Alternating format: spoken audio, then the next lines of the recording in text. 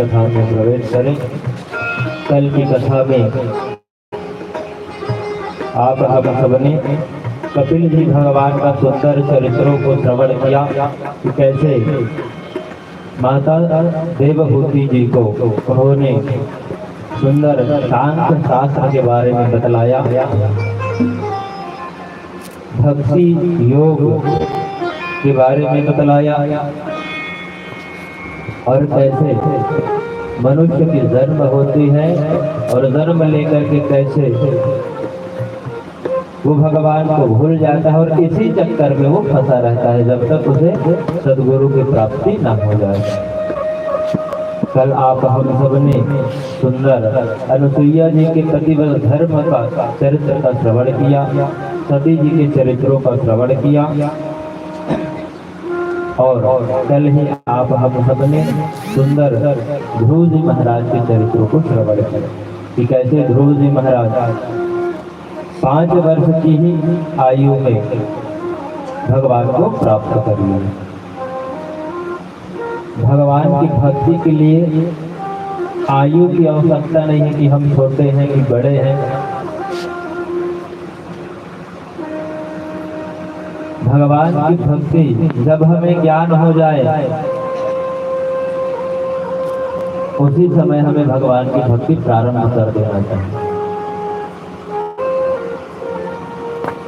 अभी हम बालक हैं कि बड़े हो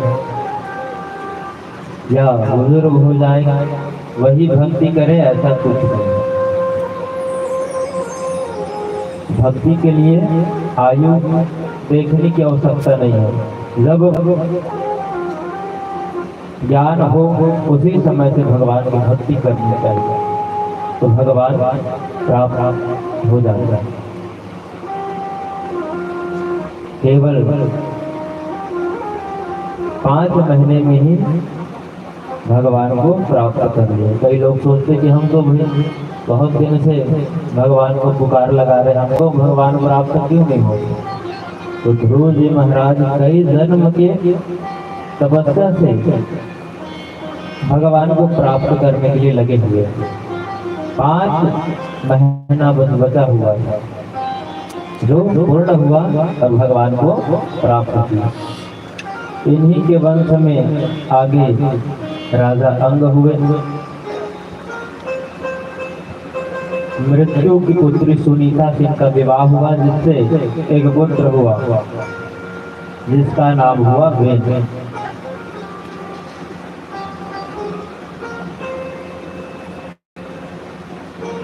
और ये अपने नाना की तरह था, सब चीजों में बेन लगा दिया।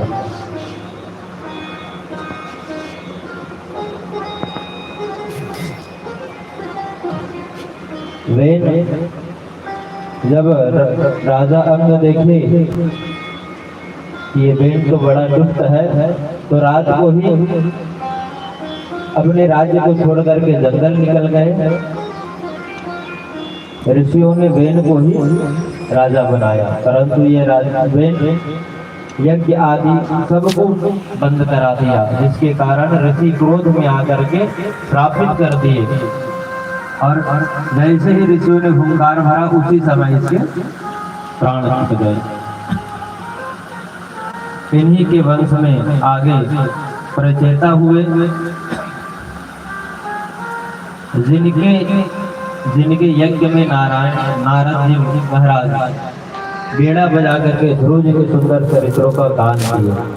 इन्हीं के वंश में प्राचीन बरहे हुए। इनको सुंदर पुरंजनोपाख्यान नारद जी ने श्रवण कराया। पुरंजन अर्थात यह शरीर ही पुरंजन है जिसमें 9 द्वार है, जिसमें यह जीव रहता है और इसी से ही भगवान को प्राप्त किया जा सकता है। आगे परीक्षित जी महाराज के पूछने पर मनु जी महाराज के बड़े पुत्र प्रियव्रत जी महाराज के बारे में बतलाए। परीक्षित जी पूछने लगे कि महाराज, हमने सुना है कि प्रियव्रत जी तो आत्मा रामी थे, वो गृहस्थ जीवन को कैसे स्वीकार किए, इसके बारे में आप हमें बतलाइए। प्रियव्रतो भागवत आत्मा रामं कथं मुने गृहे रमते यन्मूला कर्मबंधा पराभवा। वो तो गृहस्थ जीवन को कर्मजन्य बंधन समझते थे, फिर उन्होंने गृहस्थ जीवन कैसे स्वीकार किया। जब प्रियव्रत जी महाराज गुरुकुल में थे तो उनको गृहस्थ जीवन स्वीकार करने को कहा गया, परंतु वो गृहस्थ जीवन को स्वीकार नहीं करना चाहते थे और वो गंधमादन पर्वत में चले गए। गुफा में बैठ करके भगवान का ध्यान आदि करने लगे। वहां नारद जी पहुंचे और नारद जी सुंदर उनको ज्ञान दे रहे हैं। सभी अपना अपना टोली बढ़ाने में लगे रहते हैं। तो नारद जी को जैसे ही पता चले कि कोई गृहस्थ को त्याग करके सन्यासी बनना चाहता है, तो उनको सुंदर ज्ञान देने पहुंच जाते हैं। तो यहाँ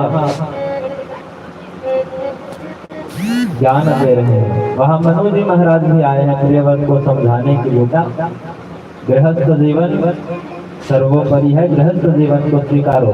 गृहस्थ जीवन में भी भगवान को प्राप्त किया जा सकता है, परंतु वहाँ नारद जी का ज्ञान अधिक बढ़ता है। तो वहाँ ब्रह्मा जी आ गए और ब्रह्मा जी समझा रहे हैं कि बेटा ये गृहस्थ जीवन अन्य आश्रमों की जननी है। ये गृहस्थ जीवन में ही भगवान को प्राप्त किया जा सकता है। जैसे एक राजा दूसरे राजा को जीतने के लिए किला का निर्माण करता है, वैसे ही यह गृहस्थ जीवन है। गृहस्थ जीवन में रह करके भगवान को प्राप्त किया जा सकता है, छह शत्रुओं से जीत करके। यदि तुम जंगल में हो और छह शत्रु तुम्हारे आगे पीछे है तो फिर तुम्हें भगवत प्राप्ति नहीं होगी। तो गृहस्थ जीवन को स्वीकार करो। अपने परदादा की बात मान करके, ब्रह्मा जी की बात मान करके इन्होंने गृहस्थ जीवन को स्वीकार किया, परंतु उसमें रमे नहीं। इनका विवाह हुआ है विश्वकर्मा प्रजापति की कन्या महिष्मति से। इन्होंने देखा कि सूर्य उदय होता है तो सब अपने अपने काम में लग जाते हैं, और जैसे ही सूर्य अस्त होता है तो सब काम आदि को बंद करके निद्रा के वशीभूत हो जाते हैं और रात्रि को ऐसे ही व्यतीत कर देते हैं। सो करके इनके मन में आया कि मैं सूर्य को डूबने ही ना दूं, और इन्होंने रथेन ज्योतिर्मयेन रजनीवभिदिनं करिष्यामि, और इन्होंने सोचा कि मैं रात्रि को भी दिन कर दूंगा, और इन्होंने दिव्य रथ का निर्माण किया जो सुंदर ज्योतिर्मय था, और सूर्य के पीछे पीछे दौड़ने लगे, रथ को दौड़ाने लगे। 7 दिन तक सूर्य को डूबने ही नहीं दिया। सूर्य नारायण भागे भागे ब्रह्मा जी के पास गए, तो ब्रह्मा जी आकर के फिर समझाए कि बेटा तुम ऐसा क्यों कर रहे हो। प्रियव्रत जी कहने लगे कि पितामह, मनुष्य जैसे ही रात्रि होती है तो केवल सो करके अपना जीवन व्यर्थ कर देता है, इसलिए मैं चाहता हूँ कि ये सदैव कर्म करते रहे। ब्रह्मा जी समझाए कि भैया जो मैंने नियम बनाया है उसे बने रहने दो। दिन के बाद रात्रि और रात्रि के बाद दिन, यदि दिन ही दिन रहेगा तो मनुष्य का जीवन कम होते जाएगा। जो मैंने 50 और 100 वर्ष की आयु दी है वो घट करके 10, 20, 30 वर्ष की हो जाएगी। तो ब्रह्मा जी की बात मान करके उन्होंने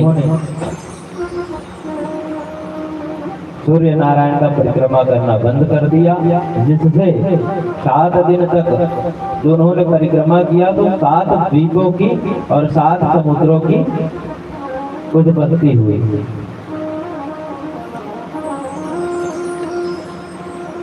इनके 10 पुत्र हुए जिनका नाम है इदमजु, यज्ञबाहु, महावीर, हिरण्यरेत, गिरिवृष्ण, श्रवण, मेधातिथि, विधिहोत्र और कवि। 7 द्वीपों को देकर के जो 3 थे वो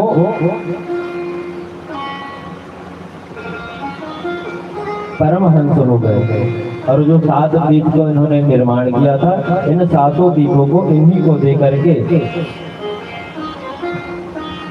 प्रियव्रत जी महाराज 11 करोड़ वर्ष तक पृथ्वी का पालन किए और इन्हीं के वंश में आगे आग्निद्र हुए। आग्निद्र जी के पुत्र हुए हैं नाभि, और नाभि जी महाराज के पुत्र हुए हैं ऋषभदेव जी महाराज, जो साक्षात भगवान के ही अवतार थे। ऋषभदेव जी महाराज जब जन्म लिए तो इतने सुंदर थे, जो भी देखे वो मोहित हो जाए और सोचने लगते कि कब ऋषभदेव जी महाराज बड़े हो और इस